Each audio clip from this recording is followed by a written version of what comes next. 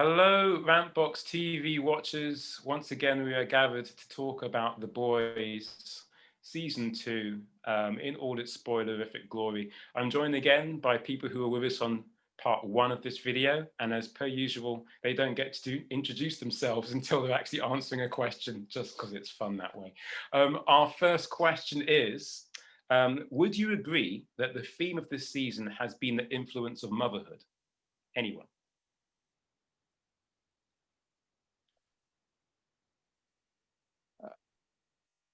Take it as Berek here, a non-comic geek, super film geek of the crowd. I would say it's more overarching parenthood and kind of the broader spectrum of authority figures and how they relate in, rather than directly motherhood in what I've seen. I mean, there are some quite strong motherhood kind of concepts in it, but I think the overall thing is a broader parenthood scheme, in the way that, you know, you've got the kind of cross of fatherhood with Homelander and all of Butcher's stories as well in that side, both from his side of it and in relation to his stepson almost. Yeah. Sure. Just thinking as well, I can't remember her name, but like basically Butcher's boss. Does anyone remember her name? Yeah, the one that gives him the milk. No, not that one. No, not that one. No. Madeline Stillwell. Yeah. That's it. And she's kind of like a mother figure for sort of the group. But I guess it's kind of interesting because she doesn't really kind of want to go back there. And the reason for that is because she lost her children. So maybe that's... Yeah. And her in that way, because she seems like quite a slight character, but like when you do think about it, there's some stuff going on. Fair enough. Very powerful, very powerful. I think Stan Edgar could be sort of like a standoffish stepfather to Homelander, Black Noir, especially with their type of, because Black Noir strikes me as an infant in some respects. And he looks to people like Stan Edgar for guidance. And when Stan is talking to Homelander, owns him. He puts him in his place, even though he's the most powerful being on the planet. I think on that point as well, Homelander is often infantile in a lot of his actions, isn't he? He's kind of very childish. Think of good old John as Frozen there in a wonderful way. Yeah, definitely. I was thinking that like there's sort of like a kind of mystery father as well, with the guy that kind of started the whole thing, Mr. Vought or whatever his name was. And that way, kind of Stormfront is sort of the mother of, you know, of Vought, I guess. Yeah, let me know when I return. Hey, John. You're back. Sorry, mate. Like some strange internet ghost. Oliver, do you have anything to say on the whole motherhood, parenthood thing? I think, like you said, I think, like Berek says, there's a whole thing of parenthood and maybe parental influence. But I think there's some interesting, I think it's kind of like they've almost deliberately picked a different parental relationship for every character in the show in order to kind of get like a range. It's like they've deliberately done it, you know, like, and I think one that I think I missed a lot in this season was Huey and his dad, Simon Pegg. I was like, where's Simon Pegg gone? Like, no one really registered that, but you're like, that's a really good point. And then, you know, yeah, things like Homelander and his sort of creepy Oedipal thing with both the milk lady from the first season and also when you were saying about Stormfront and how she's sort of like spiritually sort of the mother of all supers, but it's like, but he's having sex with the mother of all supers. It's a little bit Oedipal twice. Got a bit of a thing. There is that whole thing about the mother of what's her name? Jenny? Is it Jenny that's going out of Huey? Yeah, there's so many names in our lives. Annie, Jenny, tomato, tomato. So yeah, essentially you've got her mother that doesn't really understand her daughter at all. She just seems to be raising her up to be some special kind of religious figure. And even now that that's all been scooped up and out of the way, she just seems to be trying to figure out how to relate to her daughter again as a person. And maybe that's another riff on how Stan Edgar doesn't really know how to relate to people as anything other than items to help his index flow for the company. Yeah. Annie's mother not understanding, similar to Butcher and his mother. She tries her best to, bring his father into his life because she probably sees the cycle of violence that is ahead of him. And I'm not sure if she's aware of White Ryan, but she's still trying, even though he's a man, to get him to not turn into his father as well. And Homelander shows the same thing with his son. As we said last week, he was brought up in the box, in the cage. He doesn't want his son.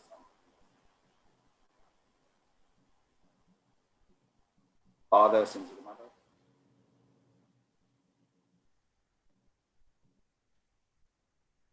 Okay. I don't know if it's just me, but I keep losing your audio. Is it just me? No. I was watching you guys sagely nod along there, and I was like, cool. Must just be me. Okay, it's cool. The internet, gremlins, we're all human. We can get... What was the crux of what you had to say, Simon, if you just want to, in a nutshell? There just seems to be sort of like a generational thing between parents not being able to completely understand the life choices that their children are making, or they're trying to encourage them to go in different directions, but often messing it up. Annie's mum does it, Butcher's mum does it, Homelander does it. It happens all the time. Yeah, fair. I couldn't help but think how this ties in slowly to something else, which you may not have seen, guys. But do you remember when Butcher gives Ryan that necklace at the end? I don't know if you caught what it looks like, but I did some sad geek research because that's how weird I am.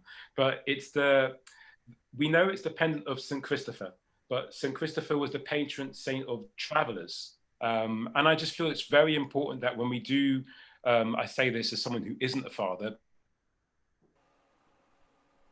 Oh man, crucial moment there. Yeah. He says nothing as someone who isn't a father. Enough of it. In that you have... All right, John, you just have to roll back a little bit. We got as far as I say this as someone who isn't a father, and then you get gremlined. Okay. This is interesting. I'm going to say this again because who knows what you may have thought. But essentially, if you have a kid, you have to give them a certain sense of beginning, middle, and end, the mythology of their childhood. And right now, this kid's childhood is so messed up. He doesn't actually believe in his mother's situation, let alone what his father can offer him. So I just get a feeling that Butcher's going to be checking in on that kid every now and again. And that's a stepping stone in their relationship. But what do you guys think of that? Do you think there could be some kind of connection between these two? Or is it just a little kind of tying off for a character, a kid that we may never see again?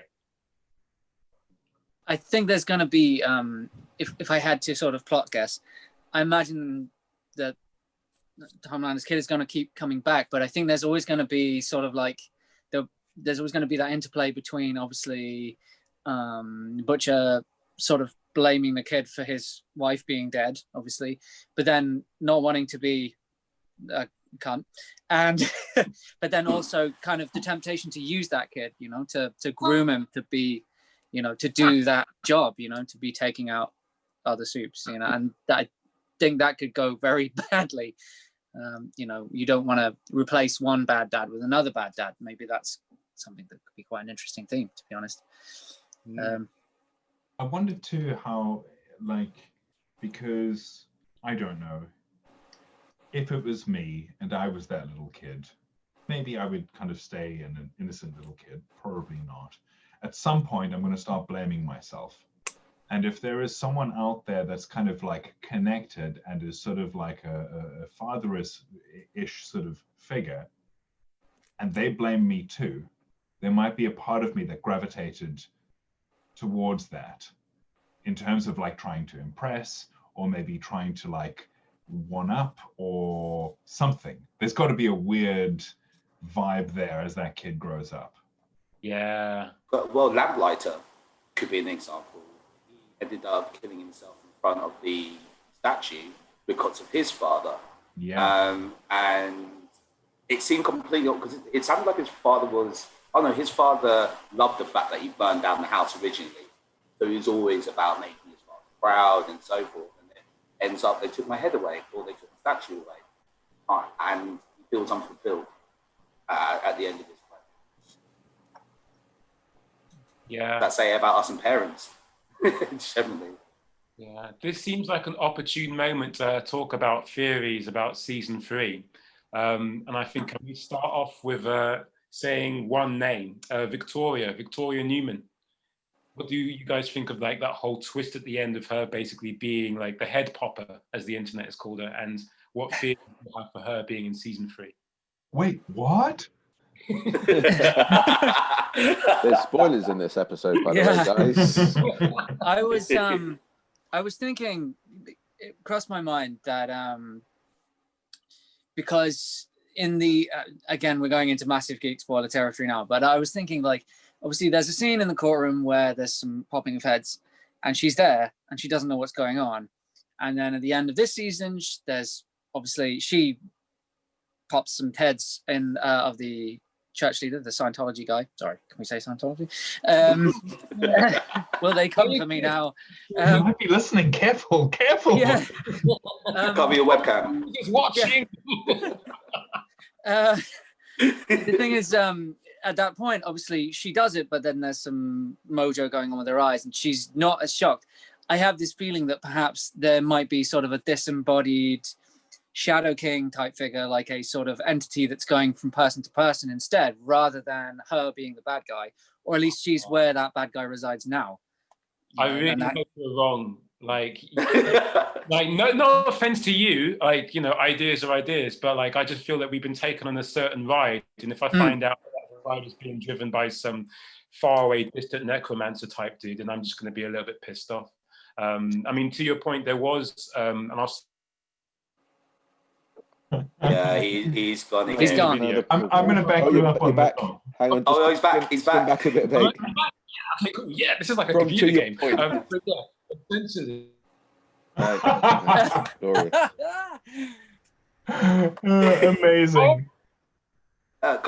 So one thing you may have not picked up on with her is that she actually looks at every single person whose head pops.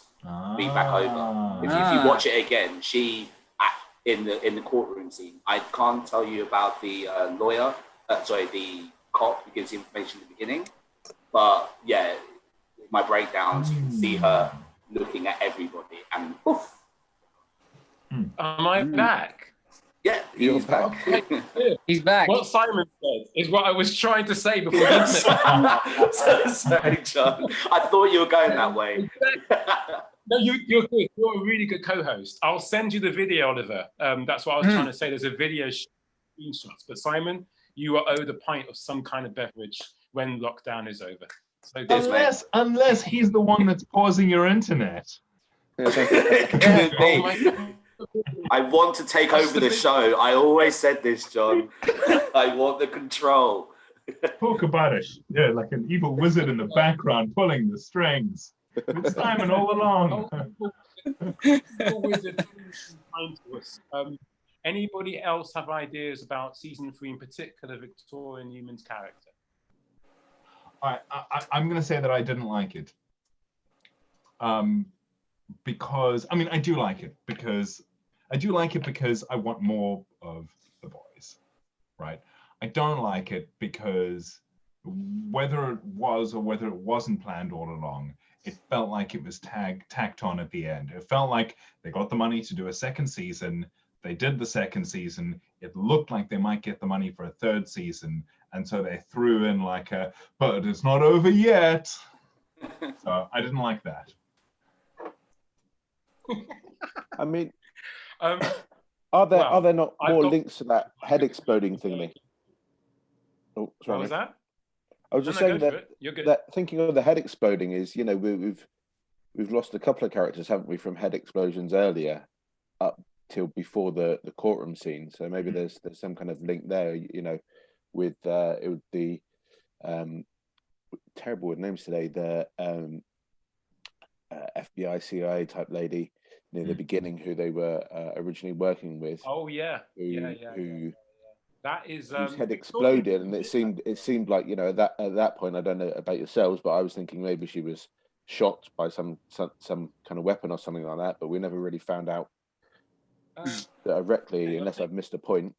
I think Victoria Neuman is responsible for that. I mean, I don't think this show deals with cheap like tricks. Though what Rob is saying, technically being a cheap trick, I can see them doing that just to really like just go off on a crazy kind of tangent, because ultimately it puts Huey in a very weird position now, because now he's working in that office alongside a presidential candidate who Vought wants to get in there. I mean, my big question is,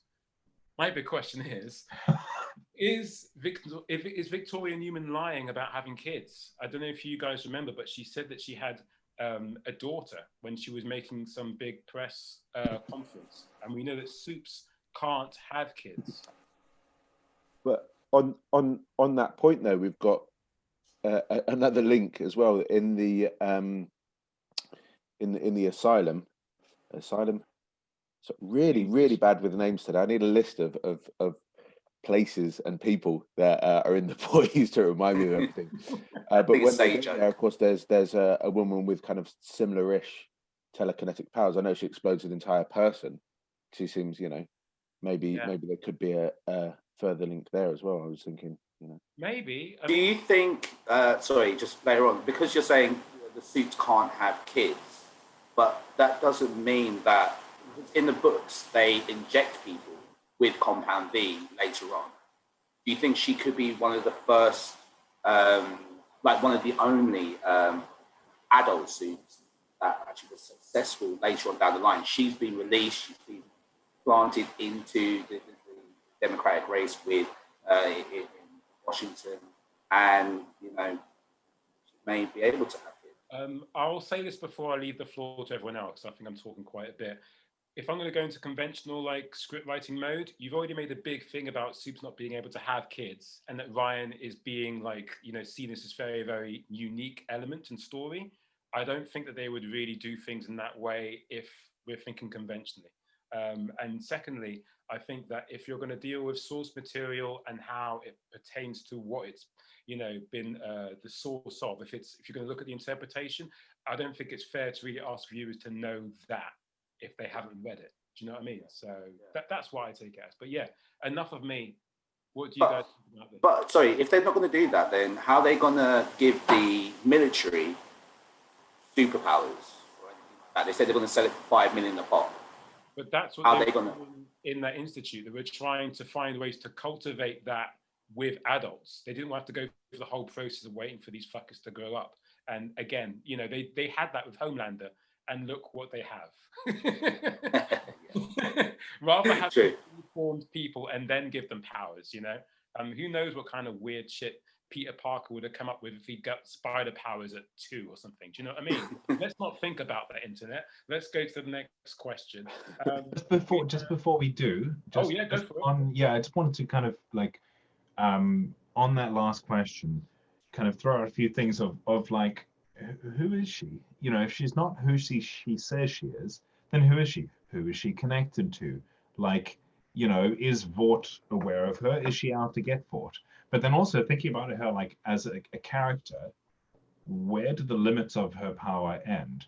She clearly has none of the sort of scruples that Homelander has, in that he could just cut everyone down, but he doesn't. But she does. She was in a courtroom being televised, and she blew everyone's heads up.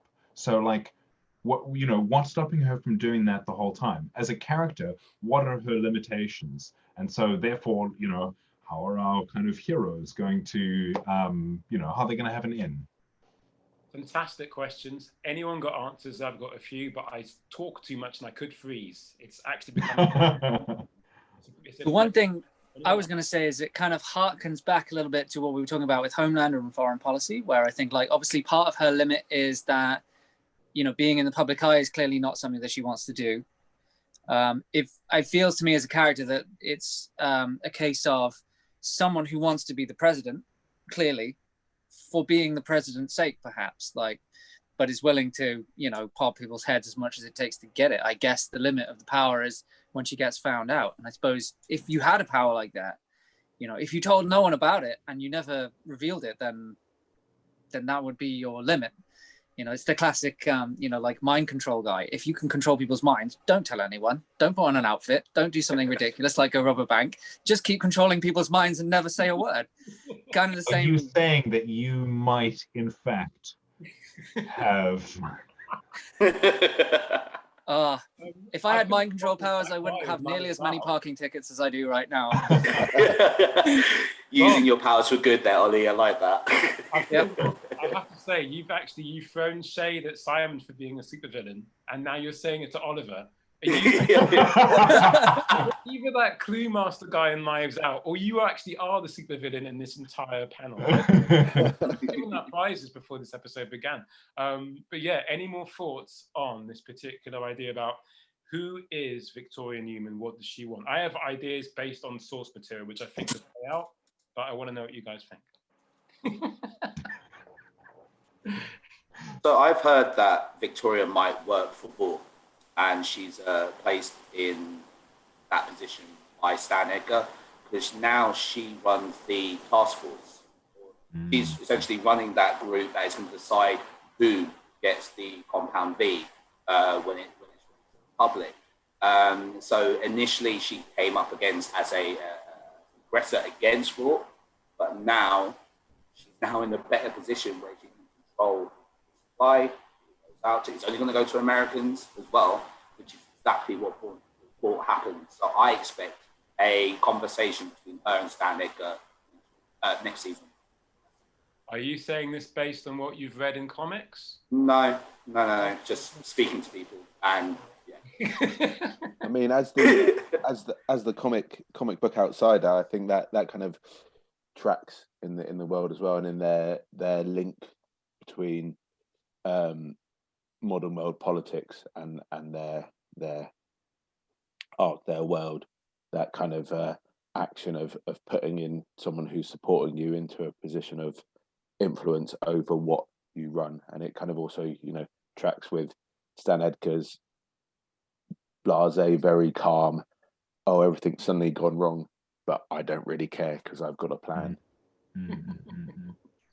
This is great. I'm so fortunate to know you people, because I literally just have to ask a question, and between all of you, you can come up with pretty much the answer. In fact, I can't take credit. It's actually Rob's question, so thank you. I was going to say, this Super villain Rob. Having like a panel of nerds. We're not nerds anymore. We're geeks. We've gone up a few levels. Let's keep it. Reclaim the word if we can, but for now, we'll stick with geeks. I do feel that it's pertinent to say that in the comics, I'm going to sound just like a geek now, Victoria Neuman is actually Victor Neuman, and he's played as a kind of Bush junior kind of idiom, in that he doesn't necessarily have that much brains, but he's prepared to be Vaught's puppet as long as he can get fame and glory in the White House. They've obviously swapped him out for a female version of him who is much more savvy, far more intellectual, and probably might at some point may have her own agenda if the show is anything to go by. Because it's all about one thing being something else. So. Isn't she supposed to be AOC? I don't in America. Cortez. Yeah, who is? Yeah, there was a reference to her doing a dance, wasn't there, in the show? That was a reference to AOC's dance. So yeah, I can see that. I mean, to ask or answer Rob's final question, which is more difficult, how powerful is she? How do the Supes take her on? Because I was hoping that she has to maintain eye contact to pop heads, but in that screenshot thing, it shows that she wasn't necessarily with eye contact, she was just looking at them. which is why in the part 1 of the spoiler video thing that we're doing, I said that she's the most dangerous character there is, not just because of where she hopes to be, but what she can actually do. And to Oliver's point, she's not wearing a costume. She's not telling anyone what her powers are. So she's a bit like an Alan Moore villain in that way, and that you can't really, well, I say Watchmen villain, because ultimately she's not announcing her power for anyone to be able to deal with it. Yeah. But you have a very similar hero. That Vicky, is it Vicky who's in the Institute? She can pop heads as well. So where does she come into it? I don't know. I think they've kind of like done to this idea. I think what Rob was saying about leaving little kind of like you know, ideas as to what they could do in the future. She's one of them. You know, she's something that they could use at a later point in some way. But yeah, who knows? I think it was quite nice as well, just on I think what you were saying, Simon, about it being, you know, about her being a kind of reference to AOC, is that if you think about probably maybe who this show is kind of directed at, you know, sort of like more kind of liberal thinking, kind of interested in this idea of diversity and all these kind of, that's a great misdirection. That's a fantastic misdirection. Like, I didn't see that coming. Yeah, you're so right. There's a friend of mine who he actually got me into The Boys. I actually went to school with him, and he was very much into like season 1, but he didn't like the beginning of season 2 and felt maybe it was going quote unquote a little too woke. And so I wish he'd stayed with it so he could have seen that spin around. But yeah, there you go. I have to ask this question, and it's one of the sources of anger that I have. It's on the same level as Frenchie, but I just want to see if I'm wrong. How do we feel about Mother's Milk as a character? Go. I think there's an amazing bit. One of my favorite, maybe I'm just a sucker. One of my favorite bits of that season is the road trip part where they, you know, they go off and do the kind of like sort of bizarre sort of 1980s road trip halfway through, and you get a little bit more of his character and his sort of OCD and things, which is a little bit of a cheap shot, but you kind of need him, I think, as sort of the contrast block to everyone else, because he's like probably the only guy who's moderately like normal and or sane and or healthy and in a decent relationship with his kids. You kind of need him to be the sort of like the white to the various shades of gray that are going on throughout the rest of the show. So, you know, like him or loathe him, he kind of has a function there, you know, as a device, even if he's not a great character. So. I guess so. God, Oliver, you're so good. You're such a nice person. You haven't completely swung me around. I still have a lot of angry things to say about Mother's Milk, but thank you for trying. Anyway. I love the little moment between Huey and him inside the whale. I don't remember what they said, but I was just like, this is so weird. I love it. That's same as when they're in the car driving to across the country. He has the moment with no more Billy Joel or whatever it was. Yeah. Just stop them. And he is the father figure, mother figure that they all need. And exactly what Oliver said is the foil to each characters. Round them.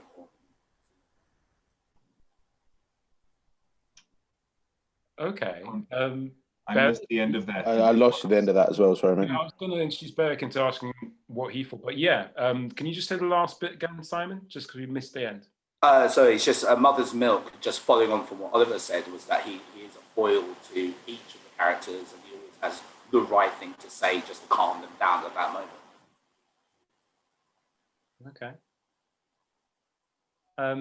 I don't like to put people on the spot and ask them what they think, but Berek, you are the last person before. This is your point of contention, so you need a jury of your peers to decide for you. I think I would have to agree as well. He's a grounding spot almost, but I want to say somehow as well for the viewers.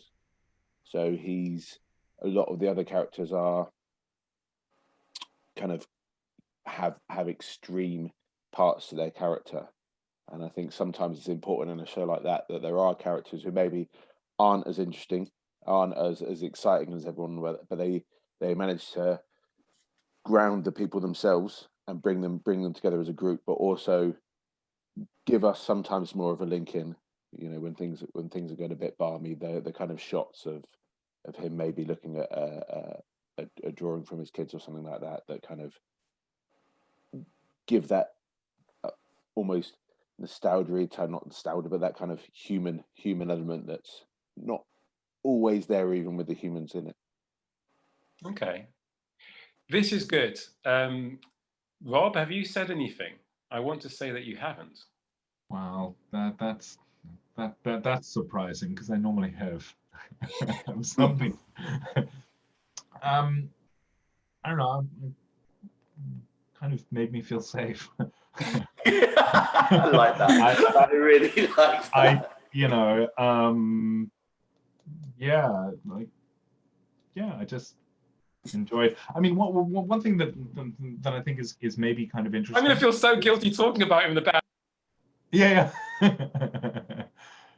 I think one thing that is maybe interesting is that apart from Huey,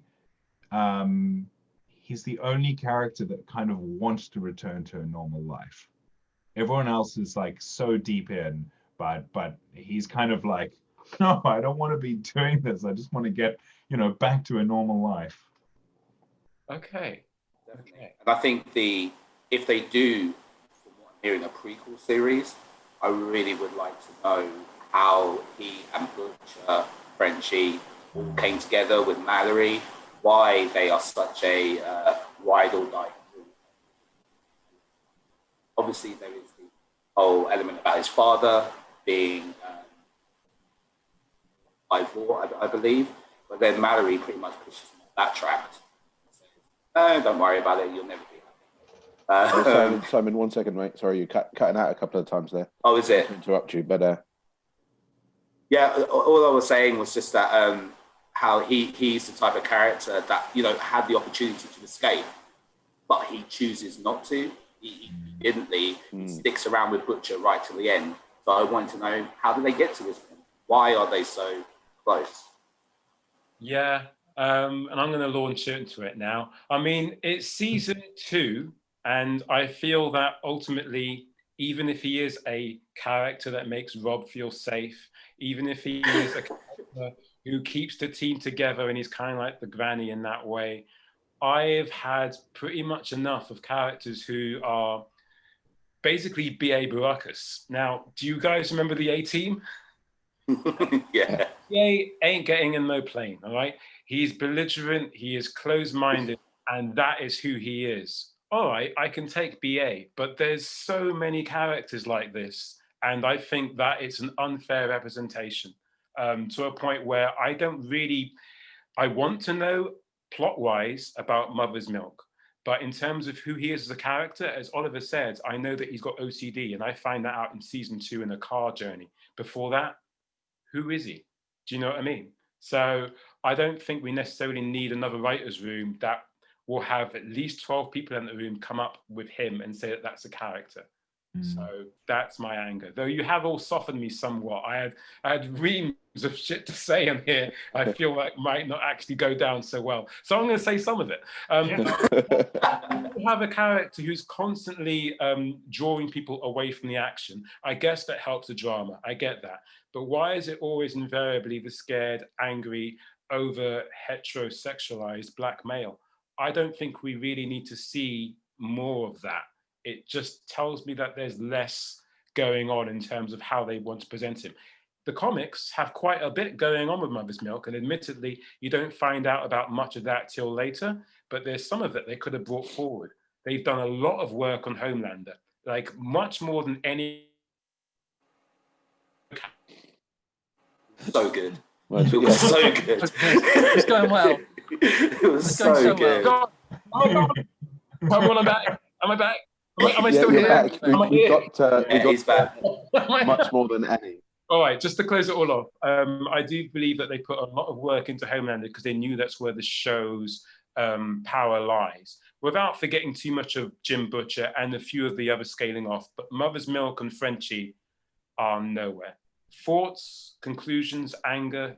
What do you think? I think it's a tricky ground when you're comparing character development in comics to doing it in a TV series. You risk losing your story, I think, a bit more with a TV series. And there's several shows that I won't mention because that's a whole other episode, where they've got far too many characters with far too much of a background, and I there's the other side where they don't give anyone any background and characters suddenly just appear and do something. You're like, who the toss is that? But they're both sides, I think, are pretty dangerous things to do, and I think. Can I ask? It is, like you say, the kind of the particular way they've developed his character without giving any explanations, kind of is a bit against their wokeness, as it were, or they're trying to send a message, and then they're almost using stereotypes themselves. They're not in a satirical way, but movie stereotypes. Can I ask you a question? Because I have got no major issue with the use of stereotypes that have weird quirks about them. Homelander is a toxic male, but there's a lot going on there. Jim Butcher is a toxic male, a whole lot going on there. Do you remember a time when they said that there was like too many characters in superhero movies?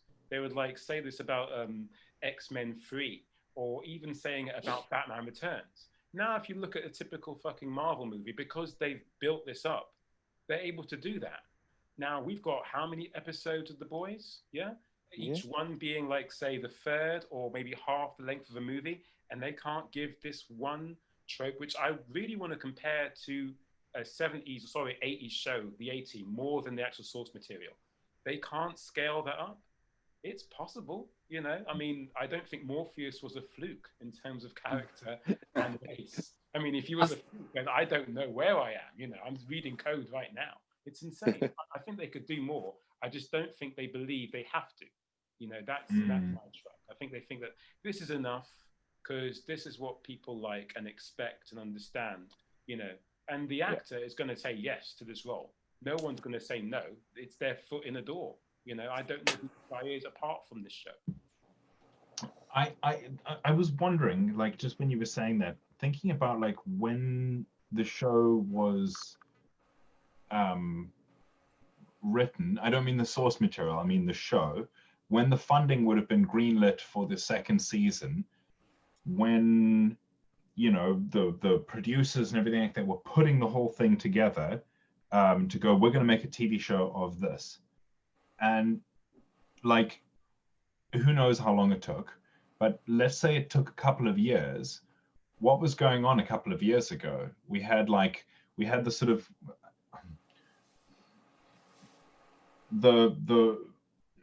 the apex in the media of the Me Too movement, and it was all about men and women, right? And I wonder if that's maybe carried into the writing. And if you think about the way things have happened in the last 6 months to a year with the BLM movement, maybe I wonder if maybe he will become a more interesting character. I hope so, because I like him. He makes me feel safe.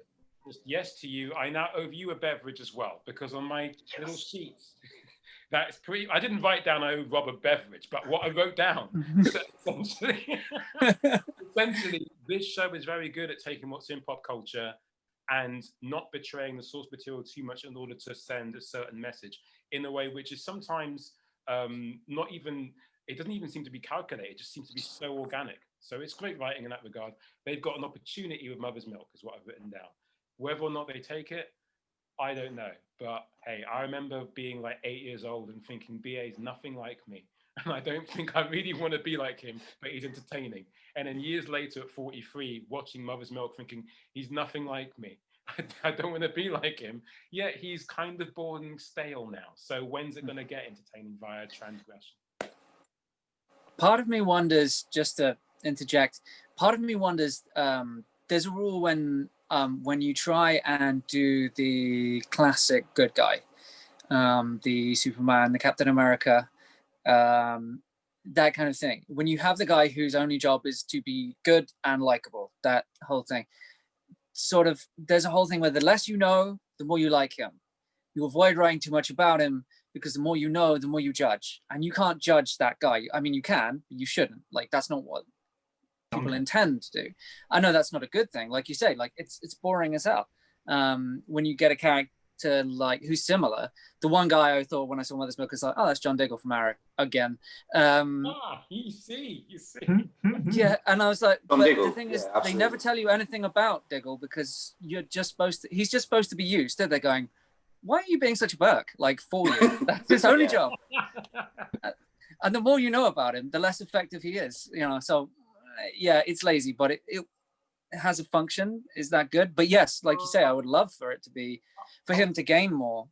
Yeah, but I will say this for your point though, Oliver, in that John Diggle is never like 2 steps away from getting into a throwdown. How many times does Mother's Milk look like he's basically going to kill Huey? But we accept it because this is the way that angry black men normally communicate in these shows. Think about it. How many times does Huey look like he has to basically talk Mother's Milk down from some mad explosion of anger? I can't stand it.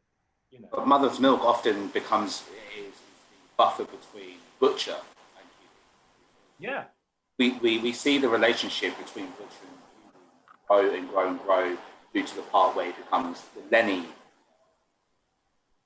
and it essentially says, yeah, this is my little brother, while Mother's Milk has always been the father figure, the older brother kind of thing. So I really still believe that Mother's Milk brings that sense of family together, which whilst he can't be with his actual family, kind of fashion one in that dirty basement underneath the comic book shop as well.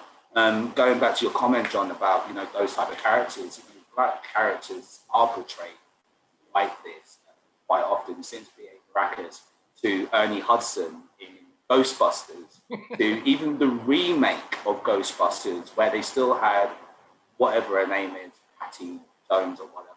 She was still driving the car and shouting about ghosts. Unfortunately, that character tests well, and they find them funny, just screaming and shouting. And it's not necessarily going to change, even if you do have, black characters winning 4 Emmys. Great, Well, 2020 was our year. My question would be, who's writing them? My second question would be, Simon, can I ask how old you are? Is it okay to ask this public? Of course, yeah. I'm 34. 34. Okay, I remember, because I'm now old, apparently, I'm 43. I remember when we had like the sticker books in school with Ghostbusters, Gremlins, Back to the Future. On the cover of the Ghostbusters sticker book, you had Egon, Spengler, and Stance, right? And on the lunchbox, basically, there was no Winston Zedmore until the cartoons. Get this, ask anyone my age, and they'll tell you, yeah, that's fucking true. They didn't have him being used in the promotional material. I'd like to suggest, because if I'm going to be really sad and geeky, in the story, he is suggested to be the paid help. He's not really a friend, right? Right, yeah. Which is another trope. It's like, as long as he gets paid, then he's part of the team. But ultimately, I think he was left off the promotional thing because he wasn't as big as the other stars in the movie being on SNL. But it's a bit glaring when you're one black character, not one of you, but you're one black character, is, obfuscated in that way. I just think it all comes down to the people who are in charge of putting these things out there and suggesting that they're people, but ultimately there's a certain amount of corporate agenda which they believe they can make or subtract. And I hope in the post-Black Panther world we won't have to deal with more of it. But yeah, this is with someone like John Boyega being minimized in the Chinese posters for was it Revenge of the Sith? No, I think the perfume ads, but yeah, go on. You can see corporate influence, understanding that in Chinese theaters and with their marketing, it isn't going to do as well. So they have to obviously face it. They know they're going to face backlash for doing something like this, but they still do it anyway. I don't know. This could be a whole other video. Sorry, guys, this is getting really intense. But John Boyega is not, say, Carl Weathers. Yeah, John Boyega is not, say, even that guy in fucking Chicken Man. What's his name? He was in the fucking show we're talking about. What's the fucker's name? Oh, Edgar. No. Fuck it. We know, everyone's already Googled it. So he's not him, right? John Boyega is John Boyega. Esposito. Put him in an advert, thank you. If you put him in an advert in fucking, in China, or put him in like an advert and you put the TV in the rainforest, most people have seen the Star Wars movies to a point where they know who John Boyega is. They'll keep watching and buy the product. He was right to boycott it. It was all bullshit. I don't know if you guys, do you guys know about this story? No? Okay, in a nutshell, John Boyega is an ambassador for some products. I think it's perfume. Me and Simon can't remember, but it doesn't matter. Essentially, in China, they changed his role to someone who was Chinese because they didn't think it would track well. John Boyega said, fuck you, I don't want anything to do with it. And it was a wonderful moment in pop culture history, which it seems to have kind of died down now. But it's those things like that that he calls out that I give him respect for, because he doesn't need them as much as, you know, they need him. He was in Star Wars. Even if he doesn't even like the part, it's going to give them the ability to make money. I'm cautious now. We have 14 minutes. I have one heavy question left. But before I go into that, this is what I've written down.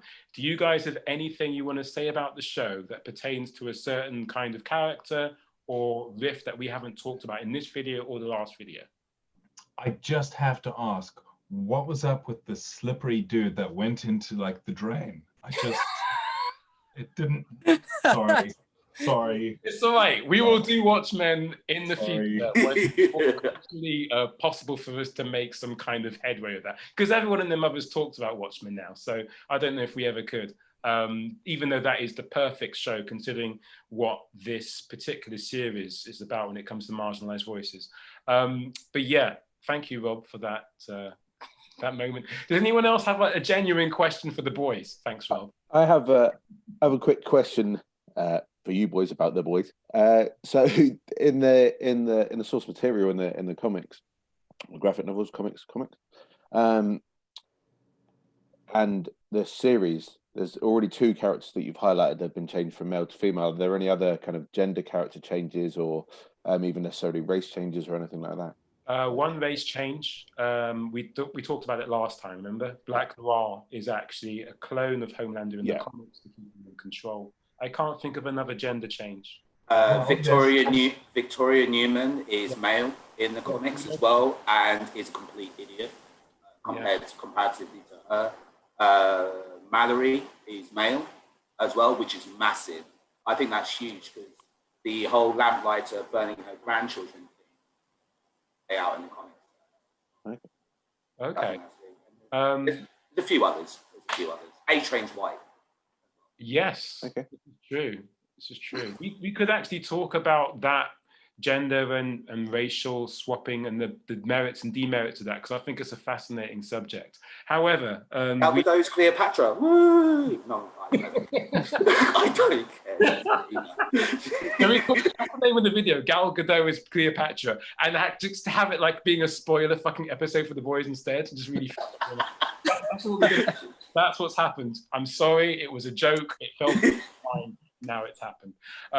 But yeah, we've got 12 or 11 minutes left for this question. You could pretty much ask this on any particular superhero related TV topic. I wanted to ask it here based on, well, 3 things. 1, because of how you guys deal with these questions really interestingly. 2, because I think it hasn't been asked for some time. And 3, I have no idea quite how it's going to play out in terms of some of the variables that pertain to this episode, or rather series of The Boys. Question is this, is the idea of superhero fatigue still a worry? I was, one of the things that kind of got me with this show at the beginning when I was watching it was that obviously it seems like perhaps we've had with the run of like superhero movies with the trickle, Marvel, Bosch, and then that run of stuff of sort of like deconstructionist superhero material. It seems like we've had the 60s to the 90s fast forwarded. Again, sort of on a faster time scale. And yeah, maybe, but I think one thing at least is that the fact that we have the effects, the budget, and the ability to do something so insane on a whim, basically, of Amazon is great. And if you can keep doing that stuff, I don't think that people are going to stop doing that stuff anytime soon. I think I said in the last one, the beauty of the superhero thing is it's a allegory, a straw man so vast that you can kind of force it into every possible scenario: gun control, gender issues, marginalization, the superior race, you know, that kind of thing. It falls into so many things that I'm not sure it's ever going to become droll. In the same way, Sherlock Holmes is not going anywhere, for instance. You know, he's been done 1,000 times. Batman has been done to the point where I wish they'd never make another Batman movie again, but no one's bored of it. They're still going. So, you know, I don't think it's going to kick in, though I think it'll tail off and it might become a bit more intellectual in the end and less popular, I'd say. Oh, wow. Very comprehensive. Anybody else? Any other takers? I'm done. I'm pretty much done. John, or the actual genre? Which the genre? I think, John, we've spoken about this before, where we talked about the bubble bursting. Because maybe compared to you guys, I have been quite deep inside. Years and years and years, and to see it transition into the cinemas was like an apex in my life. Watching Iron Man the first time in a cinema was amazing. Fast forward 12 years, I don't care about the Eternals. I have no interest in what the next Batman is. I'm done. I've seen all the greatest stories that have come out there.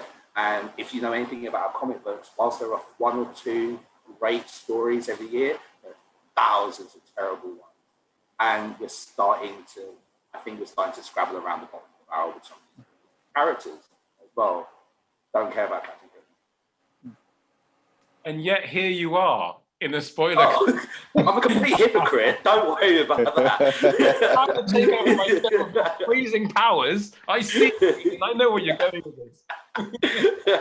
One thing I was going to say is when I was saying a moment ago about how like perhaps it will tail out but become more intellectual, there's one thing that you said that's really interesting there is that there are a ton of comic books every year, loads, too many to go for. I personally have comic book fatigue. I'm just like, yeah. But the one thing I hope is that you get more things, because comics are so much more than capes and tights. There's so much more to do. You have things like Snowpiercer that was fantastic. I'm not sure about the show. I haven't seen that yet. I reserve judgment. And things like things like Mark Millar's work and stuff like Injection and stuff like that, which was just so good whilst being completely left field and having no superhero qualities whatsoever. But then to maybe have a studio exec go, well, look, it was a graphic novel, but graphic novels are okay now. So let's do, you know, V for Vendetta, but good. You know, that kind of thing. Yeah. Okay. I mean, to be fair, though, I mean, my question is the idea of superhero fatigue still wary? Not necessarily comic book movies that we don't see the cape and the tights and the boots, but I just want to put that there. I think it is evident in things like The Boys coming through that, but the fatigue maybe isn't going in the same way as it has done before. That it's now force people to adapt to what they're doing. So they're instead of something falling off completely and everyone having enough, they're still being able to use the impetus to drive from the big successes and from the big attention to maybe move into a different area, which is good because then that comes into moving into other fields that are kind of connected to the culture of superheroes. Rob? Yeah, I'm just thinking about like, well, wouldn't it be? Oh, I don't know. Maybe it would be crap, but like just thinking about how, because I think I sort of got into superhero-ish things through watching Kevin Smith films. you know, and you've got this whole like kind of like culture of, you know, and just be interesting to see a film about people experiencing superhero fatigue. If you see what I mean, like, you know, if you could write a film at a time where superheroes on, you know, in film weren't really, you know, kind of what they are today, and you could write a film about people that are obsessed with this kind of stuff, then, you know, can you kind of cap the tail end of that? Like, where are they now? Sort of. They may have started with that with you, Rob, because I think there's a film called Superfans or something like that, which is kind of like a more Rats-esque type group of friends who actually travel around to the different comic book conventions, goes through the pitfalls and everything else about being an avid fan. But it doesn't go as far to say as what you're mentioning. But I'll have a look for it and I'll send it over to you. Oh yeah, please do. I mean, I think also there's probably something about, like, you know, if, you know, think about Clerks, you know, it's like, it was a small movie. I mean, they did it on like no budget whatsoever. And I think maybe it spoke to people because it was like, you know, there were probably a lot of people that felt like that. And it was kind of like, oh, I can see something that I can identify with that. But the whole superhero thing has gone from being kind of a subculture to like being subsumed by like the money machine. And that's maybe why a show like The Boys kind of rings so true, because it's kind of, you know, connecting to that. But yeah, like, it'd be interesting to see from like an audience member's perspective of, you know, where'd my superheroes go? Like, why are they now not my superheroes? They're everybody's superheroes. Yeah. That's very much the case in other aspects of culture, I think, with gamers particularly, and the sort of toxic attitude of gaming as well.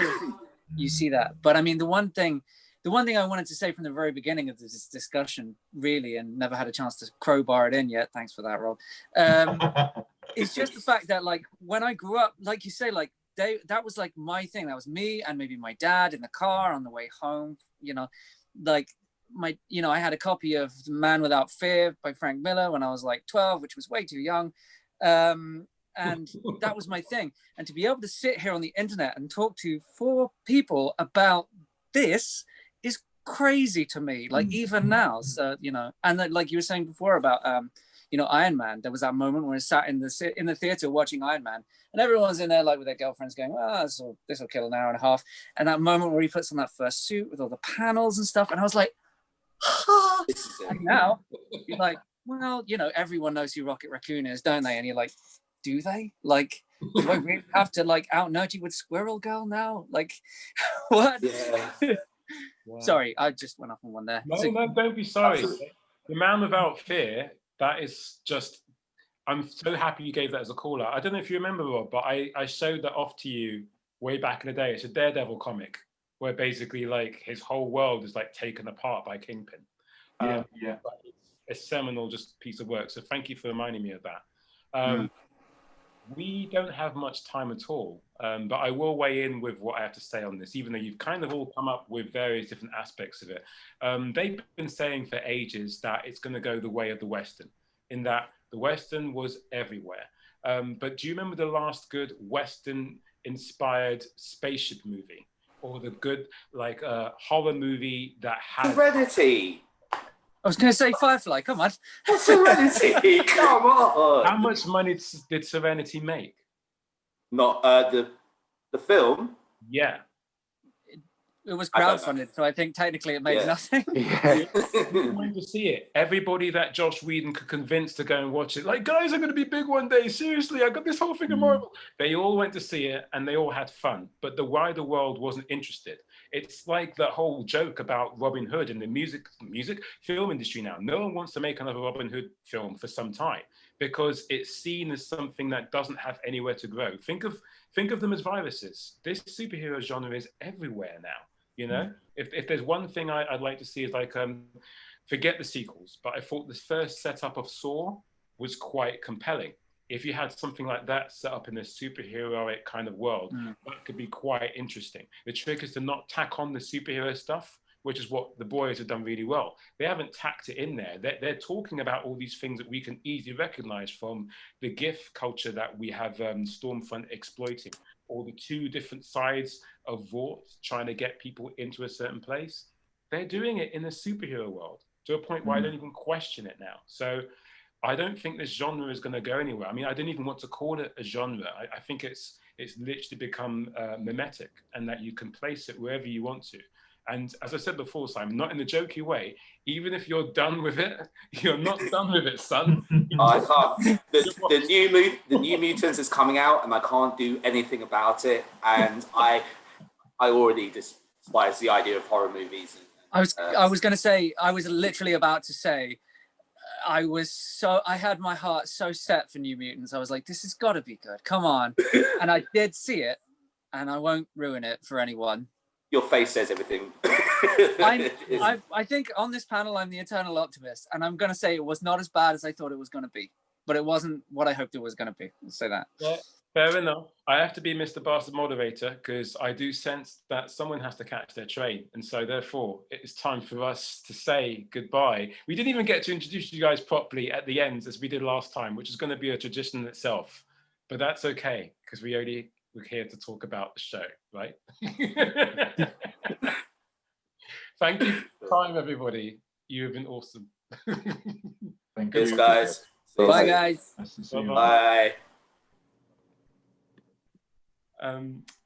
Right.